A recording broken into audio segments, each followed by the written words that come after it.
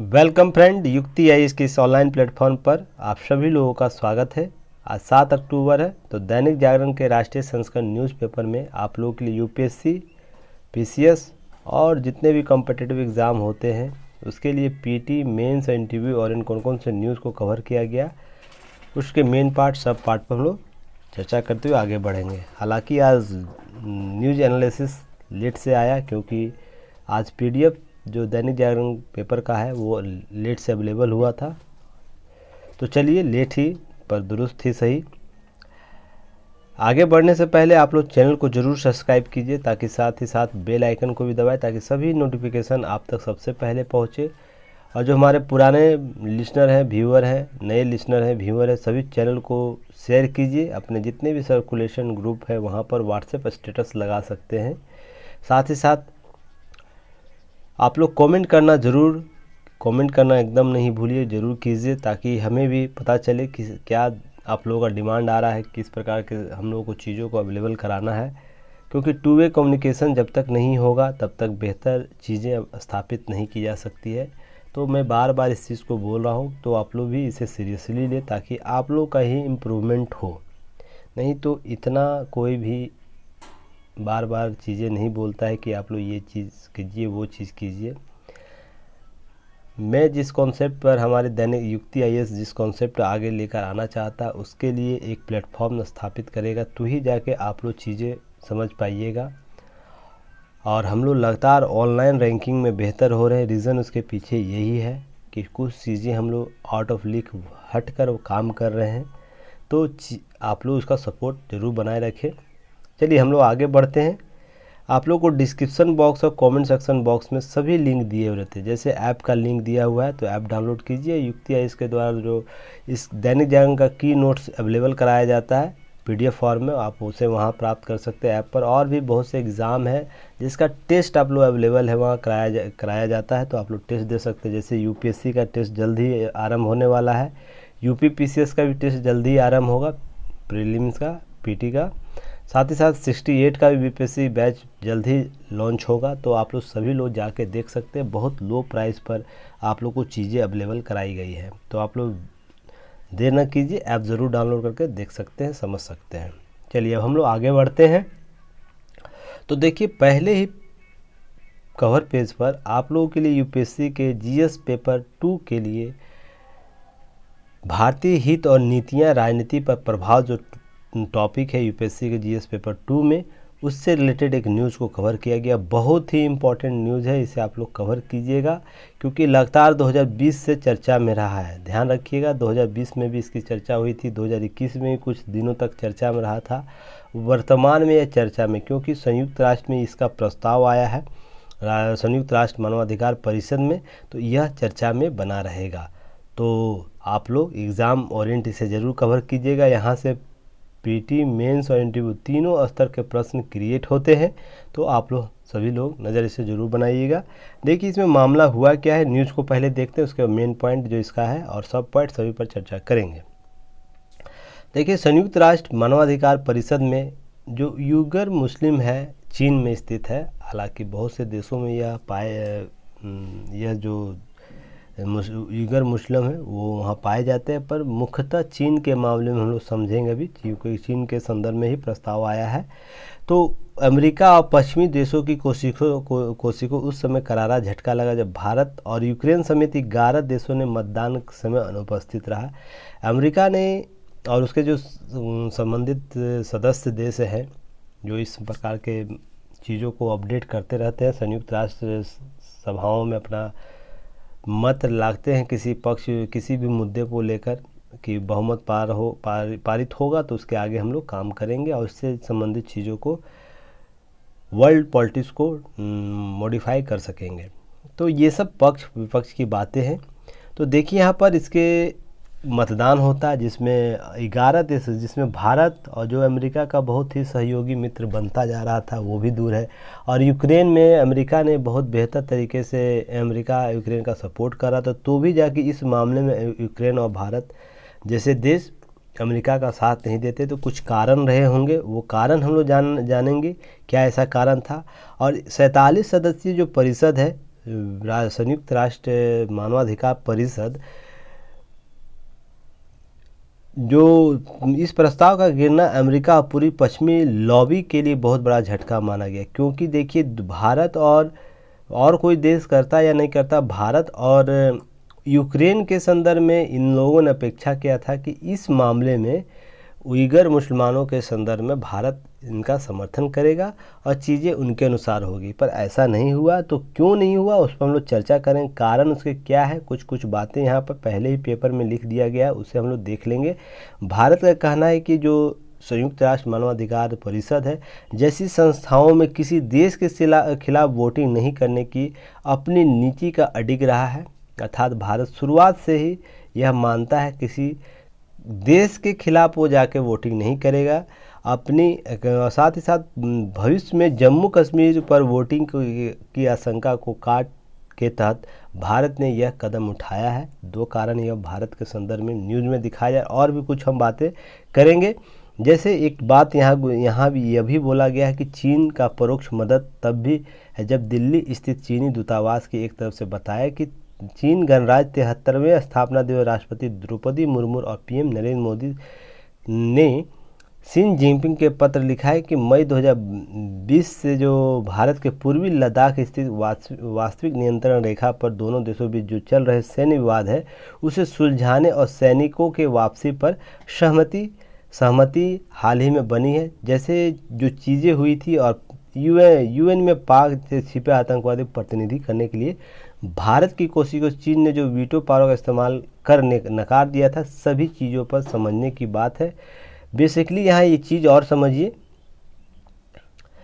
वैश्विक कूटनीति में आ रहा है कुछ बदलाव। जैसा कि मैंने आप लोगों को बताया भी, भारत और जो यूक्रेन के संदर्भ में इनको आशा था कि ये दोनों देश इस मामले में मुसलमानों के उइगर मुसलमान के संदर्भ में या सपोर्ट करेगा इस प्रस्ताव के संदर्भ में, पर ऐसा नहीं हुआ। तो इसे कूटनीतिक बदलाव के रूप में देखा जा रहा है, वैश्विक कूटनीतिक बदलाव के रूप में देखा जा रहा है, जिस पर यह नज़र रखनी है। आप लोग को यहाँ समझने की ज़रूरत है। देखिए, अमेरिका, ब्रिटेन, कनाडा की तरफ से लाए गए प्रस्ताव, पहले 3 देश का नाम याद रखिएगा। यह प्रश्न आपसे पीटी और इन पूछ सकता है कि उइगर मुसलमानों के खिलाफ जो संयुक्त राष्ट्र परिषद में प्रस्ताव आया था किन देशों के समर्थन में आया था। तो अमेरिका, ब्रिटेन और कनाडा याद रखिएगा। और इस प्रस्ताव में 17 और विरोध में 19 वोट पड़े। इसलिए अगर भारत और यूक्रेन में से कोई देता तो 18-18 मत हो जाता और चीज़ें और भी उसके बाद जो वोटिंग होता उसके स्तर को हम लोग देख सकते थे कि यह प्रस्ताव पास हो सकता था, क्योंकि निर्णायक वोट भी दिया जाता है। पर 11 देशों में मतदान में भाग ही नहीं लिया। और इसमें जो वोटिंग वैश्विक कूटनीति में हो रहे बदलाव को बताता है। कैसे? अमेरिका का सबसे करीबी रणनीतिक साझेदार भारत वर्तमान में बनता जा रहा है बहुत दिनों से, पर हालिया कुछ वर्षों में बहुत ही करीबी राजनीतिक साझेदार है। जैसे क्वाड के मामले में देख सकते हैं। उसके बाद रूस यूक्रेन के युद्ध के मामले में अपरोक्ष रूप से युद्ध को समाप्त करने की घोषणा करना भी अमेरिकी समर्थन के रूप में देखा जा रहा था। पर ऐसा दूसरे बिहाफ में राजनीतिक विश्लेषक इसे देखते हैं, पर अमेरिकी विश्लेषक इसी संदर्भ में देख रहे थे। तो भी राजनीतिक साझेदार के रूप में देख रहा था भारत को अमेरिका। उसका जितने भी रणनीतिक संबंध हैं भारत के, 2+2 वार्ताएं होती हैं, सैनिक समझौते हैं, तो ये एक वृहद रूस और अमेरिका हमारा रणनीतिक साझेदार है। इसलिए इसे माना जा रहा था कि प्रस्ताव में कुछ बदलाव देखने को मिल रहा है। वहीं रूस के खिलाफ यूक्रेन की मदद करने में जुटा हुआ है अमेरिका, ब्रिटेन, जो कनाडा है। यह प्रस्ताव चीन में मुस्लिमों की स्थिति के तरफ दुनिया ध्यान आकर्षित करने के लिए लाया गया, लेकिन Pakistan, Indonesia, Qatar, UAE, Uzbekistan, Sudan, Senegal ने इसका विरोध किया। अब क्या है देखिए, यहाँ 2 चीज़ें और भी समझिएगा।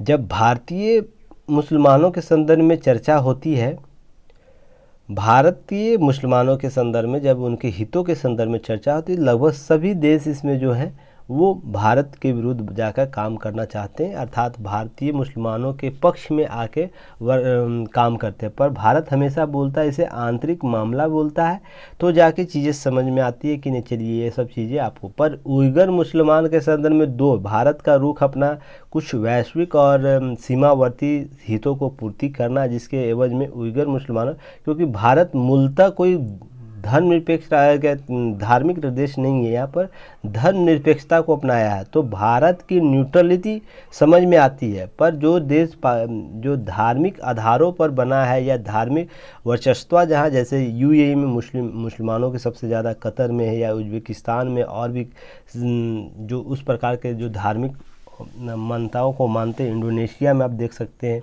या इसी प्रकार आप जा सकते हैं अफ़गानिस्तान में, इराक में, ईरान में, तुर्की में।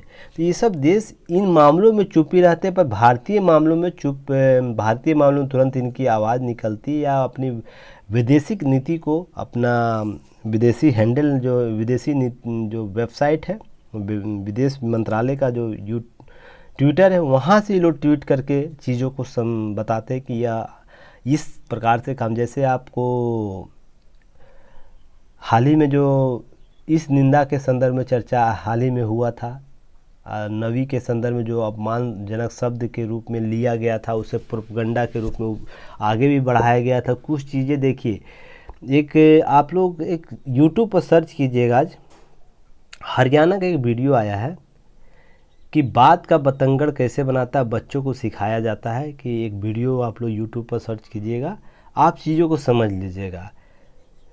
एक बच्चे, यहाँ पर कुछ बच्चे को समूह रहता, लगभग 10-15 बच्चों का समूह रहता है, एक लास्ट में, एक शुरू में, और उसके बीच में बहुत से बच्चे रहते हैं, लगभग 10-15 बच्चे। यहाँ पर पहले बच्चे को कुछ लिख के दिया जाता है, और उसको बोलता है कि अगले बच्चे को फॉरवर्ड करो, बोल के कान में बोलना है, धीरे से बोलना है, कि केवल यही बच्चा सुने। ये बच्चा फिर अगले बच्चे को बोलता है कान में, जो अगला बच्चा तुमको बोला है वही बात तुम पिछले वाले को बोलो। तो इसी प्रकार जाते जाते लास्ट वाले तक जाता है, तो पता चलता है जो यहाँ मूल था, जो बातें, उससे कहीं विपरीत बात यहाँ पहुँचती है। तो ऐसे ही मामले इन सभी भारतीय संदर्भों में देखने को मिलता है कि भारत में कुछ मामला ऐसा होता है, धार्मिक असमंजस्य के रूप में चीज़ों को बढ़ावा दे दिया जाता है, उसको वर्ल्ड वाइड प्रोवाइड कराया जाता है, मैटर प्रोवाइड कराया जाता है। जैसे मैंने आपको हमेशा लॉबी की चर्चा करता हूँ कि इन मामलों में भारतीय लॉबी बहुत कमज़ोर है, पर इन देशों का भारत के संदर्भ में धार्मिक लॉबी बहुत मजबूत है।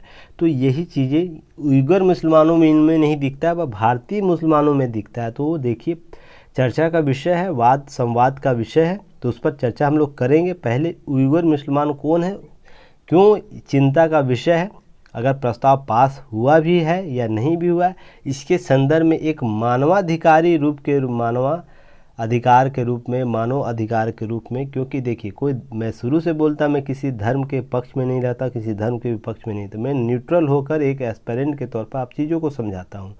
तो आप समझिए कि एक एस्पिरेंट में आप में क्या होना चाहिए कि एक मानव के रूप में उइगर मुसलमानों का आकलन पहले कीजिएगा, उसके बाद चीज़ें क्या उसके पास ऐसी सुविधाएं दी जा रही है, इस प्रकार की कुछ प्रताड़ना हो रही है, ताकि यह मामला हमेशा चर्चा में रहा। इससे रिलेटेड बीबीसी का न्यूज़ भी आया है, आप लोग बीबीसी का न्यूज़ भी देख सकते हैं, बीबीसी ब्रिटिश ब्रॉडकास्टिंग, उसका न्यूज़ भी आप लोग देख सकते हैं। उन्होंने उइगर मुसलमानों के संदर्भ में जो शेल्टर हाउस बने, उसका इसने टेलीकास्ट किया है, तो आप लोग सब चीज़ों को देख सकते हैं, समझ सकते हैं। पर एग्ज़ाम ओरिएंट हम लोग चीज़ों पर चर्चा करेंगे, तो पहले यह उइगर मुसलमान या मुस्लिम कौन है। देखिए, रोहिंग्या मुसलमान भी एक है, चर्चा में रहता हमेशा, तो इस पर मैंने पहले 2-3 बार न्यूज़ कवर कर चुका हूँ, तो आप लोग इसे ज़रूर याद रखिएगा। यहाँ पर याद रखिएगा, भारत का मैप याद रखिएगा, उइगर बांग्लादेश म्यांमार से संदर्भित चीज़ है, और चीन आपको यहाँ पर है, जो उइगर है, उइगर मुस्लिम है यहाँ पर चीन, और ये रोहिंग्या यहाँ पर। तो चीज़ें समझिएगा, दोनों एक ही देश में नहीं, अलग अलग है। तो चलिए आगे हम लोग बढ़ते हैं। उइगर जो मुस्लिम है, मुख्य रूप से मुस्लिम अल्पसंख्यक तुर्क जातीय समूह से उत्पत्ति और मध्य पूर्व एशिया में मानी जाती है। इनकी उत्पत्ति कहाँ मानी जाती है, तुर्की में मानी जाती है। तुर्की जो भारत से, यहाँ पर तुर्की, भारत यहाँ है, अरब देश कंट्री में तुर्की है जहाँ है, आपको वहाँ से इसकी उत्पत्ति मानी जाती है, और उत्तरी पूर्वी एशिया में इसकी और मध्य पूर्वी एशिया में इसका विस्तार के रूप में देखा जाता है। उइगर अपनी स्वयं की भाषा बोलते हैं, कि अपनी स्वयं की भाषा है, ध्यान रखिएगा, स्वयं की भाषा है जो काफ़ी हद तक तुर्की भाषा के समान है, जबकि उइगर स्वयं को सांस्कृतिक और जातीय रूप से मध्य एशियाई देशों के करीब पाते हैं। तो यहाँ दो प्रश्न आप लोग से क्रिएट किया जा सकता है। इसका उत्पत्ति किन भाषाओं के संदर्भ में है, तो तुर्की भाषा के संदर्भ में, पर इनका विस्तार किन क्षेत्रों में, मध्य या एशियाई देशों के संदर्भ में। तो मध्य एशियाई देश कौन सा है? मध्य एशियाई देश देखिए इंडिया, ये चीन हो गया, यह मध्य एशिया जो कजाकिस्तान, उज्बेकिस्तान जो क्षेत्र है वो है, रसिया जो टूटा हुआ भाग था उसे मध्य एशिया के रूप में हम लोग जानते हैं। तो आप लोग ध्यान रखिएगा, उइगर मुस्लिमों को चीन में आधिकारिक तौर पर मान्यता प्राप्त 55 जातीय अल्पसंख्यक समुदायों में से एक माना जाता है। तो सबसे इम्पॉर्टेंट टॉपिक आप लोग को यह समझना है कि यहाँ पर पहले तो जैसे भारत में बहुत से अल्पसंख्यक हैं, वह संख्या को दर्जा दिया गया, वैसे ही चीन में भी दिया गया, चीन की सरकारी संस्थाओं के द्वारा, जिसमें आपको 55 जनजातीय अल्पसंख्यक समुदायों में से भी यह उइगर मुसलमान आता है। तो अब नोट यहाँ याद रखिएगा कि सबसे इम्पोर्टेंट क्या है कि उइगर मुस्लिमों को चीन में केवल एक क्षेत्रीय अल्पसंख्यक रूप में दर्जा प्राप्त है, वैश्विक रूप से नहीं, और यह अस्वीकार करता है कि वह स्वदेशी समूह है, तथा चीन यह भी स्वीकार करता है कि इसकी स्वदेशी समूह इसका है, इसलिए इसे क्षेत्रीय अल्पसंख्यक के रूप में देखता है। तो दो चीज़ें आप लोग याद रखिएगा यहाँ पर, क्षेत्रीय अल्पसंख्यक के रूप में और स्वदेशी समूह है। अब उइगर जातीय समुदाय की सबसे बड़ी आबादी चीन के सिंगजियांग क्षेत्र में है। मैंने अभी आप लोगों को मैप सेंड किया है ग्रुप में, आप लोग देखिएगा, वहाँ जिंगजियांग क्षेत्र है। यह भारत और उसके पड़ोसी देश 8 ऐसे देश से यह अंतर्राष्ट्रीय सीमा साझा करता है। जिंगजियांग प्रांत आपको चीन के सबसे दक्षिणवर्ती क्षेत्रों, चीन मान लीजिए ऐसे है, ठीक है ना, चीन, भारत यहाँ से है, नेपाल उसके ऊपर है, तो आप समझिएगा यहाँ पर आपको सिंगजियांग क्षेत्र है, यहाँ पर किर्गिस्तान, उज्बेकिस्तान जैसे देश भी हैं। आपको यहाँ पर समझ में आएगा। इंडिया, यहाँ पर इंडिया का कुछ जो लद्दाख क्षेत्र है, लद्दाख क्षेत्र, ऊपरी क्षेत्र जो है वो आपको उससे टच करता है। तो यह लगभग इन क्षेत्रों से समझने की ज़रूरत है। अब देखिए नोट यहाँ याद रखिएगा, इसके अतिरिक्त जो नोट है मैं नोट अलग से देता हूँ ताकि उस लिंक से हटकर कुछ बातें तो आप लोग याद रखिएगा। सिंगजियांग तकनीकी रूप से चीन के भीतर एक स्वायत्त क्षेत्र है। स्वायत्त क्षेत्र कहने का मतलब कोई ऐसा क्षेत्र है जहाँ पर अलग से चीज़ें कराई जाती, अलग से उसके प्रतिनिधि होते हैं, अलग से उसे स्पेशल कैटेगराइजेशन, जैसे मान लीजिए हमारे यहाँ विशेष राज्य का दर्जा है ना, वैसे यहाँ पर स्वायत्त क्षेत्र होता है। इस प्रकार से आप लोग समझिएगा इसे। यह क्षेत्र खनिजों में समृद्ध है और भारत, रूस, पाकिस्तान, अफगानिस्तान सहित 8 देशों के साथ सीमा साझा करता है। यह प्रांत जिस प्रांत को मैप में बताया और ग्रुप में भी आप लोगों को सेंड किया गया, मैप देख लीजिएगा ताकि आप लोग अच्छे तरीके से समझ सके इसे। रूस याद रखिएगा, रूस, भारत, पाकिस्तान, अफगानिस्तान सहित 8 देशों के साथ ही अपनी सीमा साझा करता है। ये सिंगजियांग प्रांत एक स्वायत्त क्षेत्र है। उइगर मुस्लिम एक वृहद आबादी पड़ोसी मध्य एशियाई देश जैसे उज्बेकिस्तान, किर्गिस्तान, कजाकिस्तान में भी अपने वहाँ पर इनका निवास है। यह मध्य एशिया स्वयं को मानते हैं, मध्य एशिया में इनका निवास है। हालांकि इनकी उत्पत्ति तुर्की से संदर्भित देखने को मिलती है। अब ये उइगर मुसलमान के संदर्भ में बात हो गया। यह पीटी ओरिएंट है, पीटी के संदर्भ में प्रश्न पूछ सकता है। यह इंटरव्यू के स्तर पर प्रश्न यहाँ से क्रिएट किया जाए, क्योंकि रोहिंग्या जब भी चर्चा में था तो वो आपको इंटरव्यू के स्तर भी वहाँ से प्रश्न देखने को मिला था और मेंस के स्तर पर भी प्रश्न देखने को मिला था। तो आप लोग इसे एक्टिव मोड से काम कीजिएगा। चलिए, चिंता का विषय क्या है यह जान लीजिए। दशकों से सिंगजियांग जो प्रांत है, उइगर मुस्लिम आतंकवाद, अलगाववाद जैसे झूठे आरोपों के कारण उत्पीड़न, जबरन नज़रबंदी, गहन जांच, निगरानी, यहाँ तक कि गुलामी जैसे तमाम तरह के दुर्व्यवहारों का सामना कर रहे हैं। और हाल ही में बहुत से ऐसे ओपन मीडिया में देखने को मिला है, सुनने को मिला है। और बीबीसी के न्यूज़ जो आर्टिकल कवर किए गए थे उसमें भी बोला गया था क्या इस प्रकार के जो उत्पीड़न, जबरन नज़रबंदी, गहन जांच आदि किए गए हैं, वहाँ पर किए जाते हैं। और मूलतः जो मुस्लिमों का धार्मिक जो विश्वास है उस पर आघात किया जा रहा है। जैसे मुस्लिमों में प्रायः दाढ़ी मूछ रखने का जो अलग अलग प्रक्रिया है उसे समाप्त किया जा रहा है। टोपी जो पहनने की प्रक्रिया है वो भी समाप्त की। जो पैर, जो आधे पैर तक जो पहनते हैं, जो इस प्रकार से पैर में पजामा जो रहता है, उनकी प्रकृति भी बंद की जा रही है। साथ ही साथ कुरान का नवीकरण किया जा रहा है। ऐसा न्यूज़ आया है। ये ऑथेंटिक कितना है इस पर अभी तक कोई चीन जानते हैं आप लोग। जैसे भारत में ओपन मीडिया रूप से काम कर सकती, कोई भी माइक लेके कहीं भी पहुंच सकता है, चीन में वैसा नहीं हो सकता है। चीन में वैसी नहीं व्यवस्था है। पर बहुत से ओपन मीडिया सोर्सेज यही बताते हैं।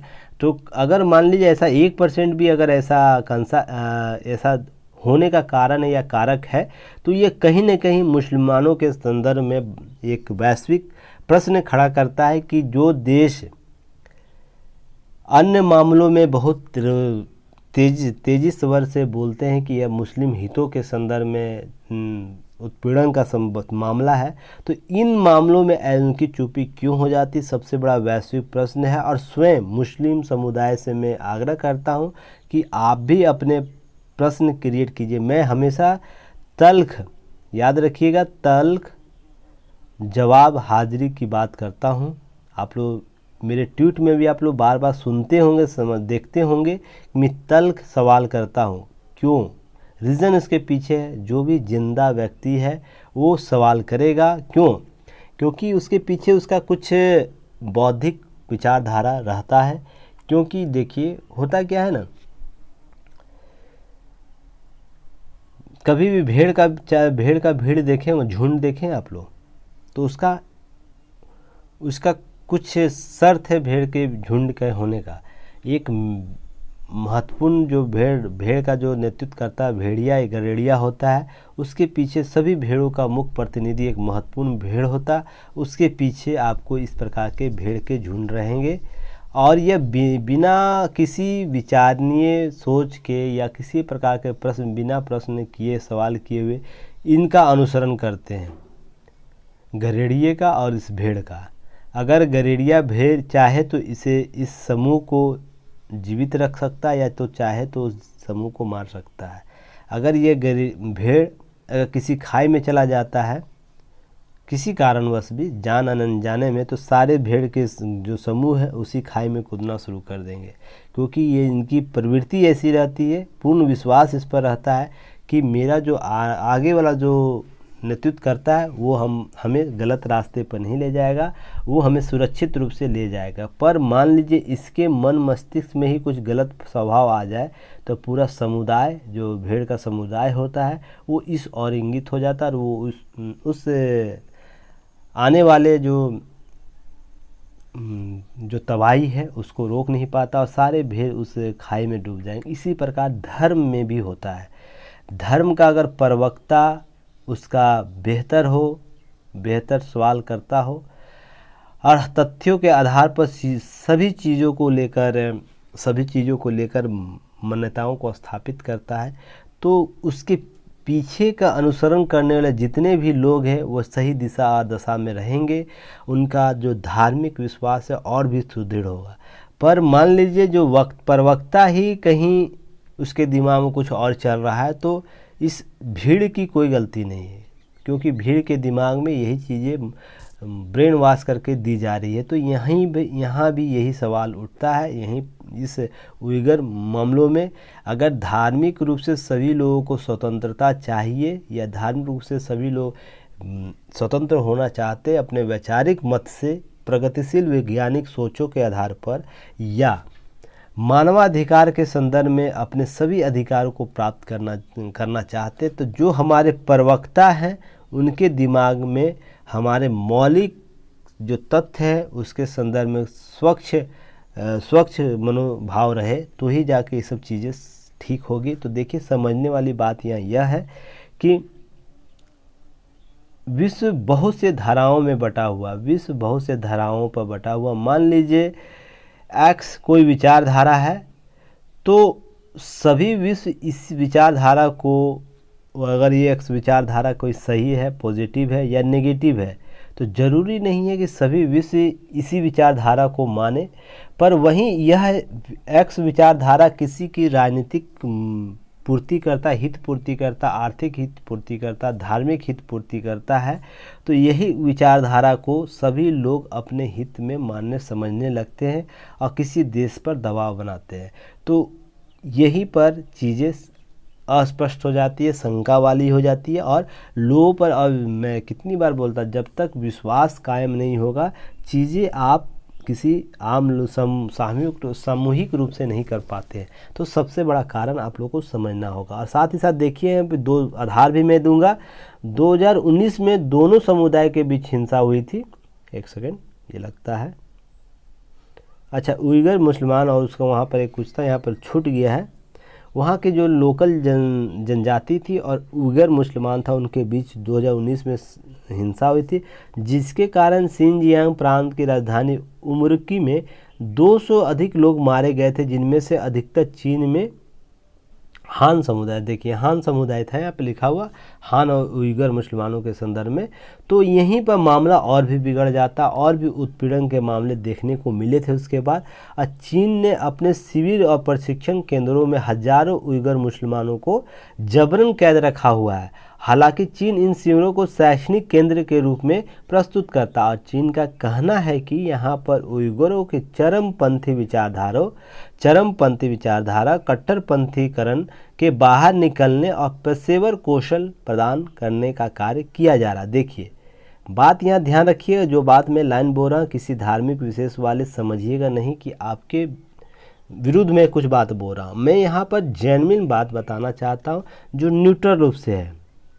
चरमपंथी विचारधारा बोल रहा, जब चीन बोलता है, देखिए चीन का भी मानना यह, चीन की सरकार के द्वारा, चीन के जो लोकल एजेंसियां वहाँ पर है उनके द्वारा मानना है कि जो मुसलमानों में कट्टरपंथी या चरमपंथी जो विचारधारा है उसको पेशेवर कौशल प्रदान करने कार्य करने के लिए इस प्रकार के शैक्षणिक केंद्र स्थापित किए गए। पर बीबीसी का न्यूज़ मैंने देखा था इस उइगर मुसलमानों के संदर्भ में, उसने इसे क्या बोला था, एक उत्पीड़न केंद्र या शेल्टर हाउस के रूप में इसे परिभाषित किया था। तो यहाँ मैं 1% का ही मामला लेकर चलता हूँ, 99 को छोड़ देता हूँ। अगर 1% की उत्पीड़ना यहाँ हो रही, इस प्रकार के काम किए जा रहे हैं, तो अब मुझे यह बताइए, इस आधार पर, बौद्धिकता के आधार पर, जो भी बुद्धिजीवी लोग हैं, बस एक चीज़ मुझे बताइए, या जो भी स्टूडेंट है ये चीज़ समझिएगा, जो मापदंड भारत के लिए है वही मापदंड विश्व के लिए होना चाहिए मुसलमानों के संदर्भ में। पर कुछ मुस्लिम जो बुद्धिजीवी या स्कॉलर है या प्रवक्ता है, तो भारत के मामले में इस चरमपंथी विचारधारा, कट्टरवादी विचारधारा की जब भी चर्चा होती है तो उसका विरोध करते हैं। नहीं, ऐसा विचारधारा नहीं, मैं भी मानता हूँ ऐसी विचारधारा नहीं होनी चाहिए, ऐसी विचारधारा नहीं है।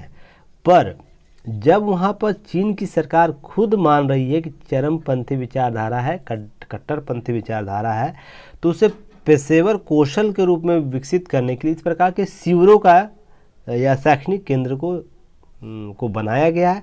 तो अब ये समझिए कि अब कितने मुस्लिम देश है इस मामले में इसी आधार पर जाकर इसका विरोध, चीन का विरोध करते हैं। तो चीन का कोई विरोध नहीं करते। कितने ऐसे धार्मिक संगठन हैं जो चीन का विरोध करते हैं।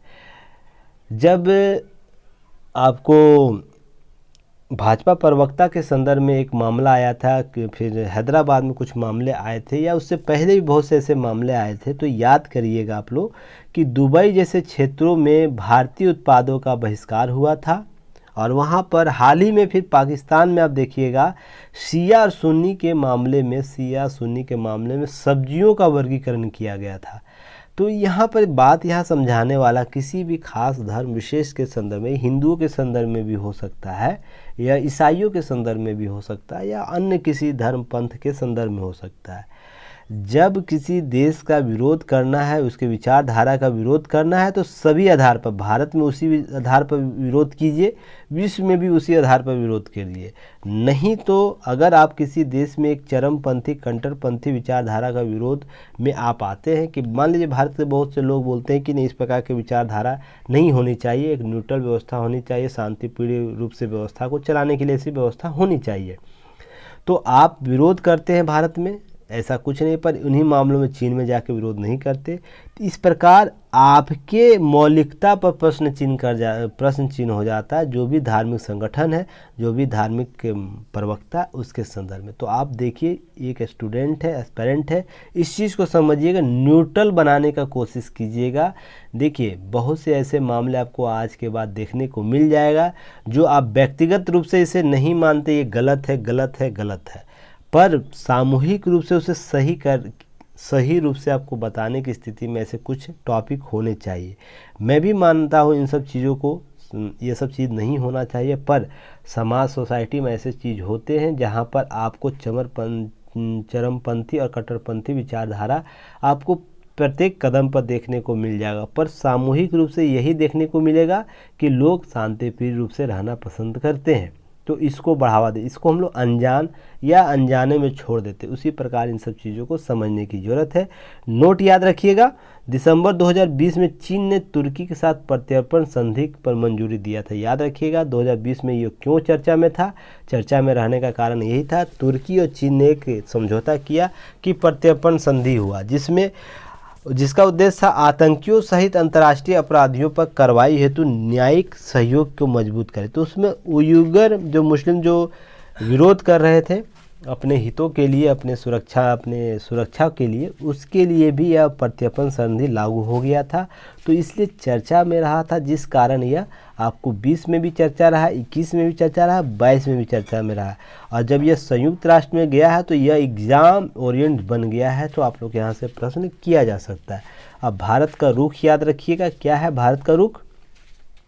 भारत का रुख ही इस मामले में यह है कि सरकार उइगर मुस्लिमों को हो रहे अत्याचारों और उनके उत्पीड़न को लेकर अभी तक कोई भी विशिष्ट और औपचारिक प्रतिक्रिया नहीं दी है, क्योंकि भारत के पास 2-4 प्रश्न है, जैसे कश्मीर का मुद्दा है, उसमें भी इस प्रकार के मामले फंस सकते हैं। इसलिए भारत आपको न्यूट्रल के रूप में भूमिका देखता है, या तो फिर आपको चीन के हालिया जो पड़ोसी नीति बदलाव हो रहे हैं लद्दाख के संदर्भ में, आप जिस पर मैंने न्यूज़ भी कवर किया था, उसके संदर्भ में भी भारत इन मामलों में चुप रहता है। और एक कारण यह भी दिया गया है, देखिए जैसा कि पेपर में दिया गया है, क्या दिया गया था आप लोग देख सकते हैं। जो अंतर्राष्ट्रीय जो संस्था है संयुक्त राष्ट्र मानव परिषद, एक तरफा यह देखता है, एक तरफा नज़रिया से किसी मामलों को देखता है। यह बहुत से ऐसे मामले देखने को मिले हैं जिस पर एक तरफा नज़रिया इन संगठनों का रहता है। तो वो भी एक कारण है कि भारत जल्दबाजी में जाकर किसी दूर में होने वाली या भविष्य में होने वाले जो हमारी नीतियों को प्रभावित ना करे, इसके संदर्भ में भी मामले में न्यूट्रल रहता है। तो ये आप लोग चीज़ें समझ गए, उम्मीद करता हूँ चीज़ें आप लोग समझ गए होंगे कि भारत क्यों न्यूट्रल है, भारत इस मामले में क्यों नहीं बोलता है अंतर्राष्ट्रीय मंचों पर, इसके पीछे उसका बहिष्कालिक नीति छुपा हुआ है। अब भारतीय जो समुदाय है, मुस्लिम समुदाय या हिंदू मुस्लिम समुदाय है, अब भारतीय जो मुस्लिम प्रवक्ता हैं इन मामलों में क्यों चुप रहते हैं, आप भी समझ गए होंगे।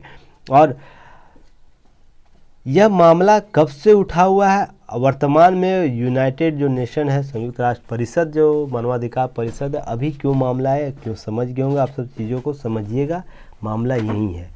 अब दूसरा न्यूज़ देखिए, बहुत महत्वपूर्ण है कि थाईलैंड में एक पूर्व पुलिसकर्मी ने चाइल्ड जो डे केयर होता है वहाँ सेंटर में 37 लोगों को गोली मार दी। तो आप यहाँ समझिए कि मामला क्या है।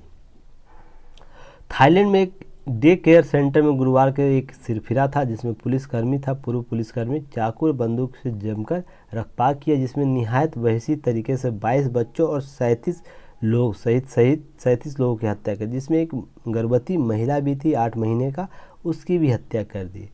तो देखिए इस प्रकार के प्रश्न डायरेक्ट आपको किसी प्रश्न यूपीएससी के किसी पीटी मेंस में नहीं पूछेगा, पर इंटरव्यू में यहाँ से प्रश्न पूछ सकता है इसकी मनोदशा के संदर्भ में।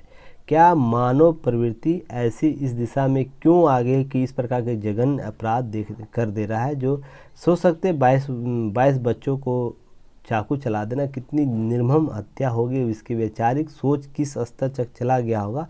इससे रिलेटेड आपको इंटरव्यू में प्रश्न पूछ सकता है कि ऐसा क्या कारण हो सकता है। तो इसके कारण आपको 2-4 चीज़ें आप लोग पॉइंट आउट कर सकते हैं। एक हो सकता है मानसिक स्थिति इसकी ठीक नहीं होगा। दूसरा, रोज़गार में अगर इसे रोज़गार इस प्रकार से नहीं मिलते तो इस प्रकार के व्यक्ति अवसाद में चला जाता है। अवसाद एक सबसे बड़ी समस्या है, और डिप्रेशन का जो समस्या है वो भी।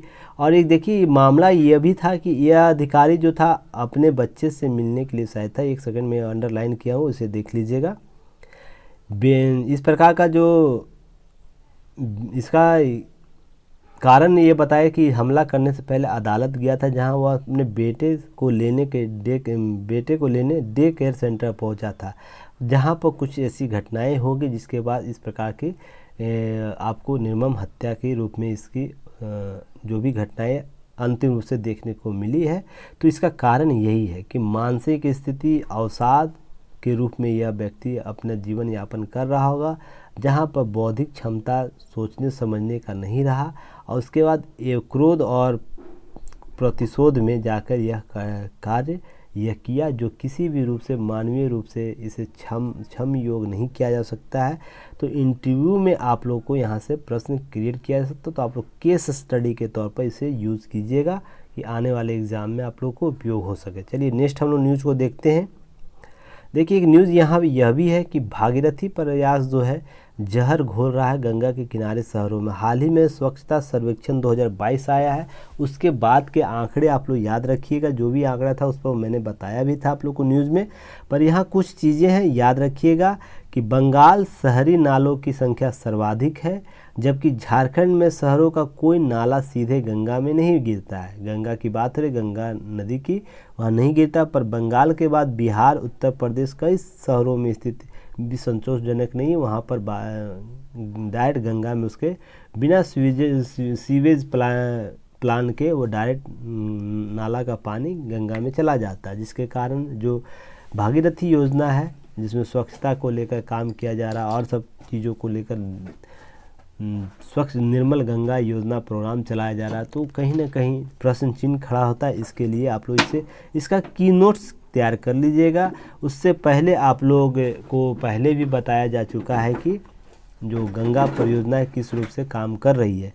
यहाँ पर बहुत से शहर के नाम दिया गया, किस शहर में कितने शहर है, कि किस राज्य में कितने शहर का कितने घाटों का जाता है पानी डायरेक्ट। तो आप लोग बस की पॉइंट एक आप लोग डायग्राम बना लीजिएगा। ऐसे मान लीजिए बिहार का दे दीजिएगा, बिहार ऐसे, यूपी सबसे ज़्यादा, या पश्चिम बंगाल, जहाँ भी है जितने शहर का नाला दे रहा है, तो यहाँ पर आप आंकड़ा 0, 15, 30 कर लीजिएगा, तो एक पाई चार्ट बन जाएगा इस प्रकार से। तो आप लोग का आंसर इम्प्रूवमेंट हो जाएगा। और आंकड़ा दिया हुआ है तो आंकड़ा को समायोजित कीजिएगा ताकि एग्ज़ाम ओरिएंटेड से बनाया जा सके।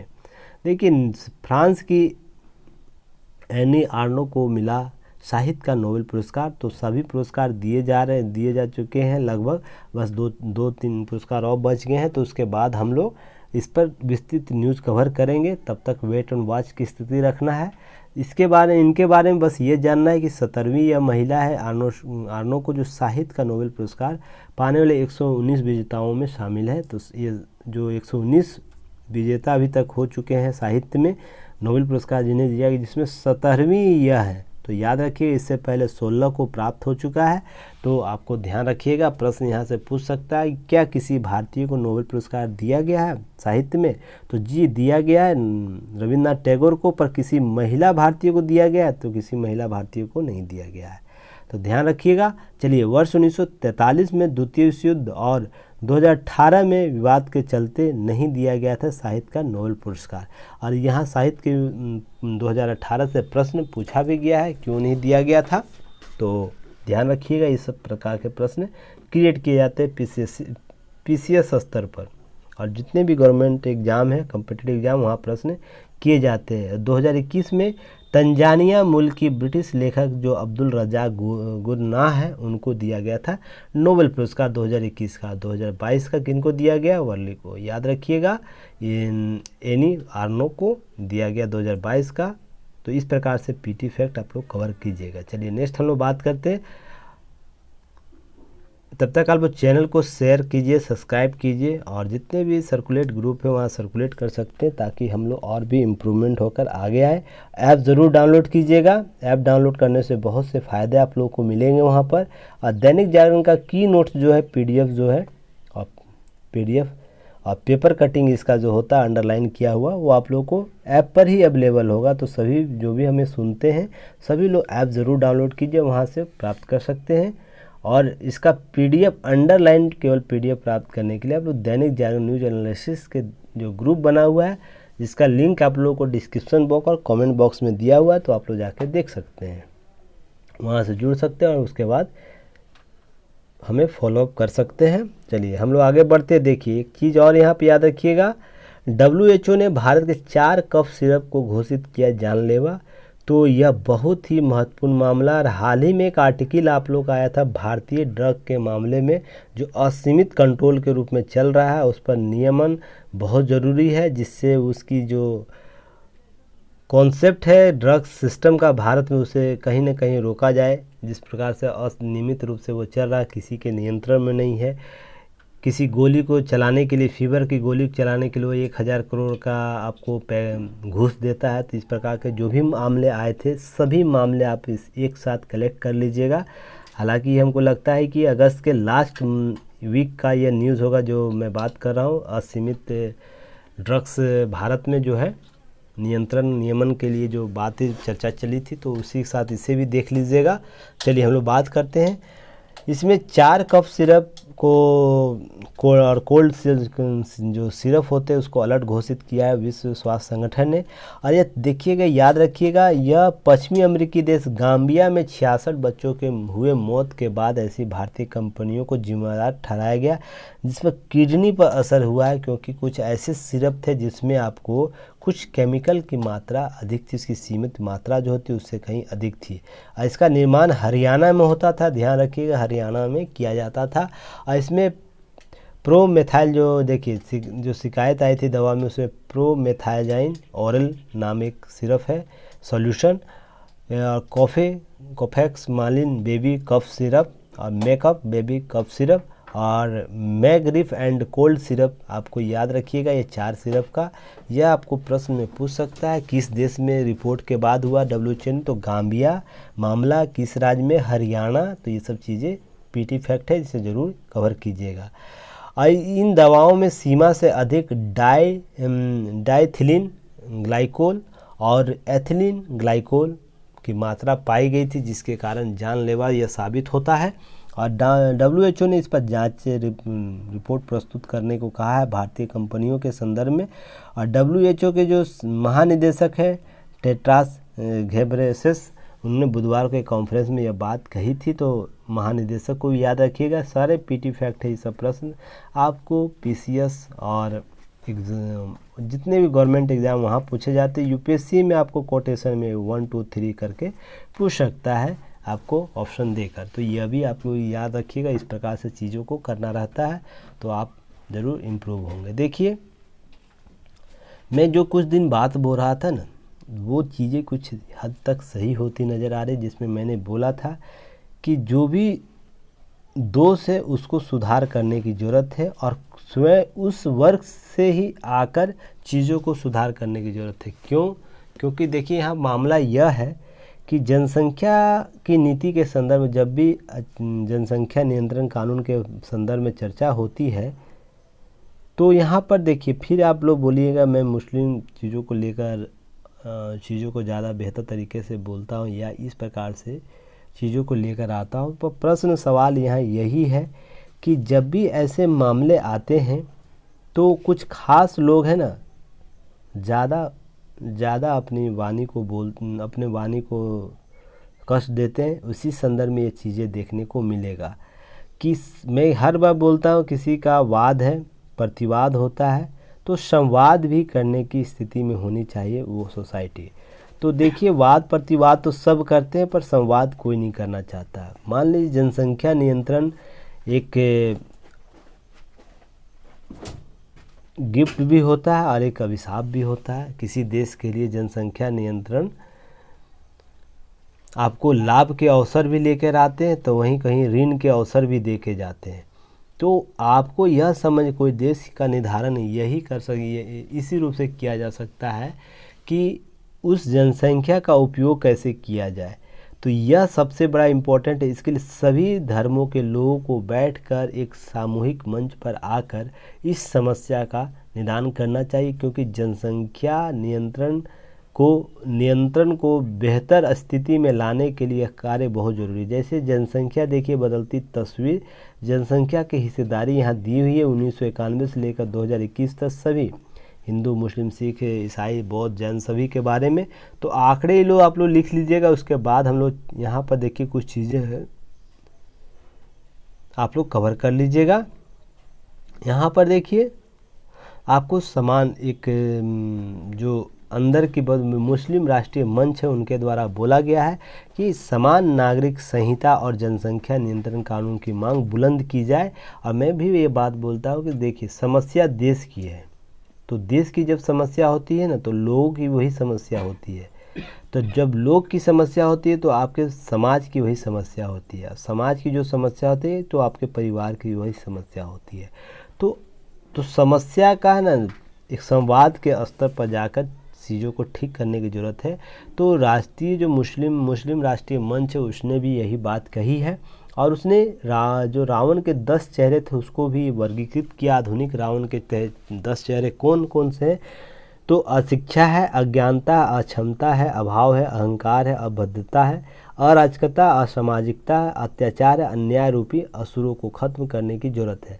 तो इसे आप लोग जरूर याद कर लीजिएगा। देखिए ऐसे तो नहीं पूछेगा रावण, आधुनिक रावण के 10 चेहरे, पर भारतीय समस्याओं को 10 रूप से अगर वर्गीकृत करने के लिए बोले तो इसका आप लोग यूज़ कर सकते हैं, क्योंकि यह भी बेहतर तरीके से इनके द्वारा बोला गया है। और यह प्रायः कहीं ना कहीं हम लोग अध्यापन में इन शब्दों का उपयोग करते हैं, और यही समस्या सबसे बड़ी समस्या है। तो इन सब चीज़ों को लेकर आप लोग रहिएगा एक्टिव मोड में काम कीजिएगा। और राष्ट्रीय मंच जो मुस्लिम राष्ट्रीय मंच है उसके जो शाहिद सईद के द्वारा कहा गया है कि 3 तलाक, अनुच्छेद 370, 35A और PFI रूपी रावण का केंद्र सरकार ने वध किया। तो ये देखिए हो सकता है पॉलिटिकल व्यू हो सकता है, पर इससे न्यूज़ कैसे कलेक्ट करना ये आप पर डिपेंड करता है। तो देखिए ये समस्या आने के बाद 370 जब से कश्मीर से हटा है उसके विकास के मानक बहुत बेहतर हुए। पहले जम्मू कश्मीर प्रथम आए कोई स्थान में तो 10 को बीत जाता था प्रथम स्थान किसी चीज़ में प्राप्त करना, पर हाल में देखे होंगे वहाँ पर कोविड का जो टीकाकरण किया गया है तो वहाँ का एक ग्राम है सबसे ज़्यादा 100% टीका प्राप्त कर प्रथम स्थान प्राप्त किया। उसी पर योजनाओं में आपको इसी प्रकार बहुत से खेल प्रतिनिधियों में ने भी वहाँ पर उभर कर सामने आया। यहाँ तक कि G20 का जो सम्मेलन होने वाला था वहीं पर प्रस्तावित था, हालांकि कुछ कारकों से उसे दिल्ली ट्रांसफ़र किया गया, पर कुछ कारण रहा होगा जम्मू कश्मीर में, क्योंकि वहाँ पर अवसर ऐसे सृजित किए गए। तो इस प्रकार से जो चीज़ें होती हैं ना तो आप लोग को उसे बढ़ावा देना चाहिए कि नहीं, किस प्रकार से चीज़ों को आगे बढ़ा कर लेकर जा रहा है। तो इस मंच ने ऐसा ही काम किया है। साथ ही साथ सामाजिक कुरीतियों और कानूनी कमियों को संशोधन पर विजय पाने की भी इसने इच्छा जाहिर की। ऐसी सामाजिक कुरीतियाँ बहुत से हैं जिसमें कानूनी कमियां भी हैं, तो उसे भी सुधार करने संशोधन करने की ज़रूरत है। साथ ही साथ देखिए पुर्तगाल सिविल कोड जो 1867 लागू है गोवा में, जिससे के तहत उत्तराधिकार और विरासत का नियम लागू है। उम्मीद की गई है कि बाकी राज्य भी इसे लागू पाए, ऐसा हुआ नहीं। और हिंदू लॉ वर्ष 1956 में बनाया जिसका लेकिन समान नागरिक संहिता बनाने का प्रयास नहीं हुआ। और यह शुरू से ही ऐसी कल्पना थी कि समान नागरिक संहिता भारत में लागू होगी जिससे सभी अधिकारों को संरक्षित रखा जाएगा, पर यह अभी तक लागू नहीं हुआ। उसके पीछे वाद प्रतिवाद चल रहा है। देखिए संवाद किस स्तर पर आकर रुकता है, तो हम लोग वेट एंड वॉच करेंगे। चलिए नेक्स्ट न्यूज़ देखते हैं। देखिए ये न्यूज़ आप लोग ज़रूर पढ़िएगा, क्योंकि इससे पहले आपको तिब्बत के मामले में मैंने न्यूज़ कवर किया है अगस्त के माह में, तो आप लोग ज़रूर जाके देखिएगा अगस्त के माह को। उसमें तिब्बत में दलाई लामा के संदर्भ में बातें की गई थी, उनकी समस्याओं के संदर्भ में बातें की कि क्यों चीन में ऐसे मामले आए, क्यों दलाई लामा लंबे समय से भारत में है, धर्मशाला में अपने शिविर बना के रह रहे हैं, क्यों एक निर्वासित जीवन के रूप में वो जीवन व्यतीत कर रहे हैं, निर्वासित जीवन। तो ये सब चर्चा उस दिन की गई थी। साथ साथ आज का न्यूज़ आप उसे टैली करके पढ़िएगा, तो पहले उस न्यूज़ को देख लीजिएगा, उसके बाद इसे टैली करके पढ़िएगा ताकि चीज़ें समझ सके। इससे पहले के न्यूज़ सारे वहाँ बताए गए, उसके बाद के न्यूज़ को आज को यहाँ से कवर करना है, क्योंकि वहाँ कुछ राजनीतिक बदलाव देखने को मिल रहा है, क्योंकि धार्मिक गुरुओं का चयन करने का वहाँ अवसर दिया जा रहा है इन क्षेत्रों में। उसके कारण, इसके पीछे कारण यहाँ है कि पिछले 70 वर्षों में तिब्बत की जनता अपना दास बनाने का प्रयास चीनी प्रभुसत्ता के द्वारा स्वीकार कराने के लिए हर तरह का दमन, अनुशासन, प्रोपेगेंडा और प्रलोभन जैसे हथकंडे अपनाए गए। लेकिन इसके बावजूद भी चीनी सरकार तिब्बत की जनता में मन से दलाई लामा के प्रति आस्था, तिब्बत की आज़ादी की आकांक्षा और उनके धार्मिक विश्वास का आघात कर बुरी तरह विफल रही है। तो इसी कारण मामला फिर उभर कर सामने आए। तो इस लेख को देखिएगा और समझने की कोशिश कीजिएगा कि दलाई लामा किस रूप से प्रभावी है। और दलाई लामा कोई एक व्यक्ति नहीं होता, ध्यान रखिएगा, यह पद है, ध्यान रखिएगा, यह पद है दलाई लामा। कोई व्यक्ति विशेष, व्यक्ति का कोई नाम नहीं, यह पद है, पदवी है। जैसे हम लोग महाराजा धीराज रखते थे, महाराजा सौराष्ट्र और भी उपाधियां धारण करते थे, ऐसे ही तिब्बत में धार्मिक प्रमुख गुरु को दलाई लामा बोला जाता है। तो उस दिन मैंने सारी चीज़ों की चर्चा किया, तो उसे टैग करके देख लीजिएगा। ज़्यादा चीज़ों को है ना समझने की कोशिश कीजिए, ज़्यादा चीज़ों को जोड़ने की कोशिश कीजिए। इसे खाली समय मिले तो इसे ज़रूर पढ़ लीजिएगा। नवाचारी सोच को प्रोत्साहित करने का कमाल है यह।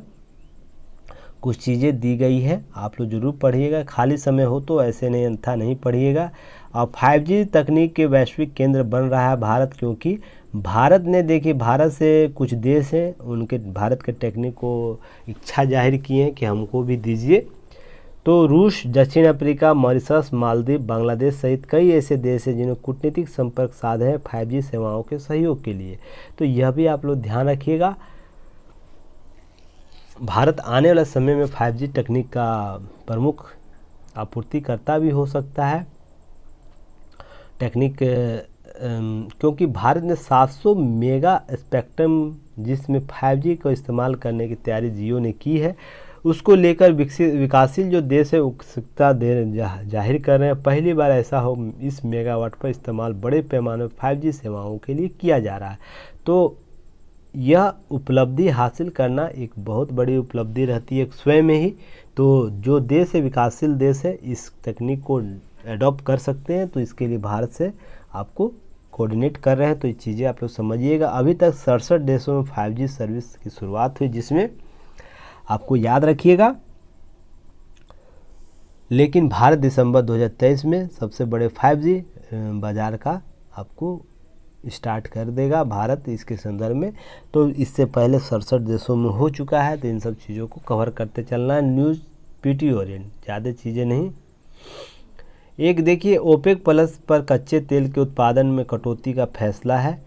तो ये देखिए, मैं आपको इस पर एक वीडियो बना के दूंगा। ओपेक प्लस, ओपेक क्या है, ओपेक प्लस क्या है, उसकी रणनीति क्या है, तेल नीति क्या है और भारतीय हित क्या है। बहुत लंबा विस्तृत टॉपिक है, इसलिए मैं इस पर आपको एक न्यूज़ कवर कर दूंगा, वीडियो एनालिसिस कर दूंगा। क्योंकि मैं कल से, आज से ही फ्री हो गया कल, क्योंकि मैंने आप लोगों को कल पेपर नहीं दिया था, जिसके पीछे कारण भी मैंने बताया था कि मेरे नए घर का छत ढलाई चल रहा था। तो उसके लिए बहुत व्यवस्था पीछे कुछ दिनों से चल रही थी। आज मैं फ्री हो गया, तो कल से सारे चीज़ रेगुलर आप लोग चीज़ों को मिलना, जो भी मैंने आपसे वादा किया है सभी चीज़ों को मैं दूंगा। आप लोग टेंशन नहीं लीजिएगा, मुझे पता है मेरी रिस्पॉन्सिबिलिटी। आप लोग बस पढ़ाई पर ध्यान दीजिए, एग्ज़ाम निकालिए, ताकि और भी चीज़ें हम लोग बेहतर तरीके से कर सकें। देखिए, कोविड के दौरान भारत का गरीबों के समर्थन बेमिसाल, विश्व बैंक ने यह बात कही है। और यह बात मैं लगातार कितने दिनों से बोलता रहा हूं कि भारत में कोविड के दौरान जितना बेहतर प्रदर्शन किया है वो कोई देश नहीं किया है। रीज़न इसके पीछे क्या है, आपको अब इसको दूसरे बिहाफ में समझने की कोशिश कीजिएगा। क्योंकि भारत की जनता में है ना, सबसे बड़ी समस्या क्या है, अगर कोई व्यक्ति विशेष जिस काम को करने के लिए मना करता है ना, वही काम सबसे ज़्यादा वो कोई व्यक्ति विशेष जनता करती है।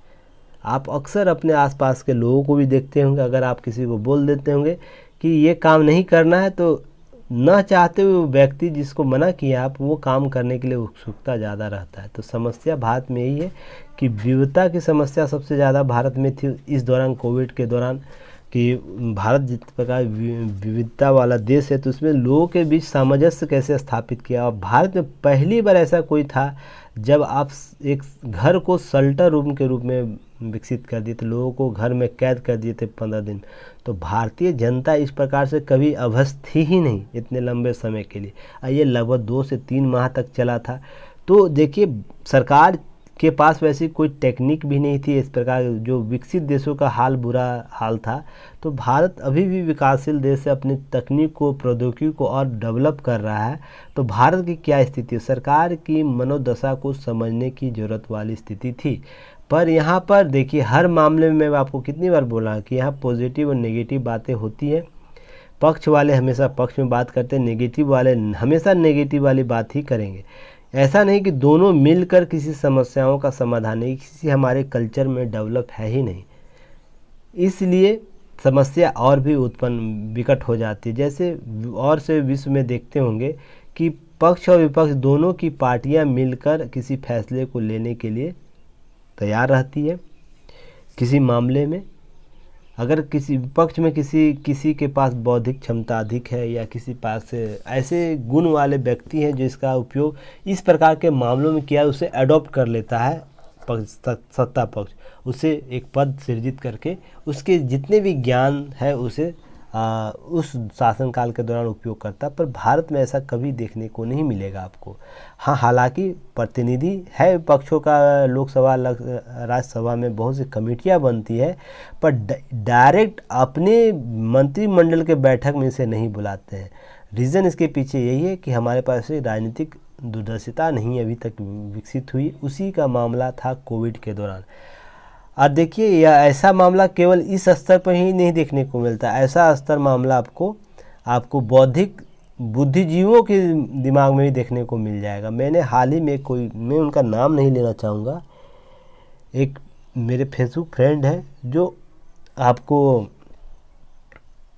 बीपीएससी बीएस के थ्रू चयन जिनका हुआ है, वो पद पर हैं। अब पद का नाम भी मैंने लोग बहुत अच्छे पद पर हैं। उनके द्वारा हाल ही में एक ट्वीट फेसबुक पर एक पोस्ट डाला गया था जिसमें आपको क्या कर रही थी देवी, यानी कोविड काल के दौरान ही क्या कर रही थी देवी, उससे एक कटाक्ष के रूप में, कटाक्ष करना कोई गलत बात नहीं है, पर कटाक्ष का असर किस रूप से होगा यह सबसे बड़ा इम्पोर्टेंट है। कटाक्ष का महत्ता किस रूप से देखी जा रही यह भी सबसे इम्पोर्टेंट है। कटाक्ष का स्तर क्या है यह भी समझने की ज़रूरत थी।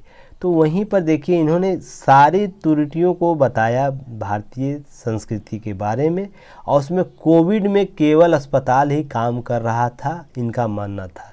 देखिए, इनका एक मत हो सकता है, मैं भी इससे कहीं नहीं अनएग्री नहीं कर सकता हूँ कि उस समय केवल अस्पताल ही काम कर रहे थे। इसका मतलब बिल्कुल यह नहीं कि धार्मिक जो मान्यताएं वो भी समाप्त हो जाती है। तो जो विकसित देश, जब इटली, जर्मनी जैसे देश जो स्वास्थ्य मानकों में सर्वोच्च स्थान पर रहते हैं, अमेरिका, ब्रिटेन और भी जो स्वीडन, आइसलैंड जितने देश हैं, सभी इस दौरान कोविड के दौरान दंश झेल रहे थे। लाखों लोग मरे हैं जिन देशों में। तो भारत जो विकासशील देश के राह में अपनी टेक्निक को अभी भी विकसित कर रहा था, उसके पास क्या विकल्प थे। तो यही मैंने उनसे सवाल किया था कि आप लोग सर्न लैब को सर्च कीजिएगा। सर्न जो लैब है फिजिक्स का, वर्ल्ड का सबसे बड़ा फिजिक्स लैब है, जहाँ पर गॉड पार्टिकल का जो आप लोग नाम सुने, गॉड पार्टिकल थ्योरी जो एक्सपेरिमेंट किया गया था फ्रांस और बॉर्डर पर, तो आप सर्न लैब को आप लोग चेक कीजिएगा। सर्न लैब में आपको नटराज की मूर्ति, सबसे बड़ी नटराज की मूर्ति आपको वहाँ देखने को मिलेगी, तांडव नाट्य करते हुए जो नटराज की मूर्ति वो। तो मैंने इनसे यही सवाल किया था, आपकी बौद्धिकता, आपका मत हो सकता है, पर ये सर्न लैब में आपको यह क्या कर रहा है। तो देखिए, विश्व बैंक भी इसी आधार पर आपको भारत क्या कर रहा है, यह सबसे बड़ा इम्पोर्टेंट प्रश्न है कि इस दौरान भारत ने अपनी क्षमता से कहीं जाकर अधिक काम किया है। आप समझ सकते हैं, अगर कोविड में सभी लोग भारत बंद थे, घर में बंद थे, उनको भूख से एक भी मौत की घटना ऐसी देखने को नहीं मिली। एक भी मौत की घटना नहीं मिली थी भूख से। भूख सबसे बड़ी समस्या है। कोविड से लोग जरूर बच जाते, पर भूख से कोई नहीं बचता। तो भारत सरकार लगातार अभी तक गरीबों को मुफ्त अनाज दे रही है, डायरेक्ट ट्रांसफ़र पैसे की है कोविड-19 में। तो विश्व बैंक इसी को सराहा रहा है, इसी की सराहना कर रहा है कि भारत से ये चीज़ सीखने की ज़रूरत है। क्या देखिए कि विश्व बैंक के अध्यक्ष है डेविड मालपास, उनके द्वारा कहा गया है कि कोविड-19 के संकट के दौरान भारत का गरीबों और ज़रूरतमंद को सहायता करना बेहद अनूठा था। मैं क्या भी बात बोला कि भूख से एक भी नहीं मरा। सबसे ज़्यादा भारत में भूखमरी है, समस्या भारत में ही देखने को मिलती है। इस प्रकार देखिए अन्य देशों को भी भारत की ही तरह व्यापक सब्सिडी देने के बजाय लक्षित डायरेक्ट कैश ट्रांसफ़र करना चाहिए था, और भी चीज़ें बोली गई हैं।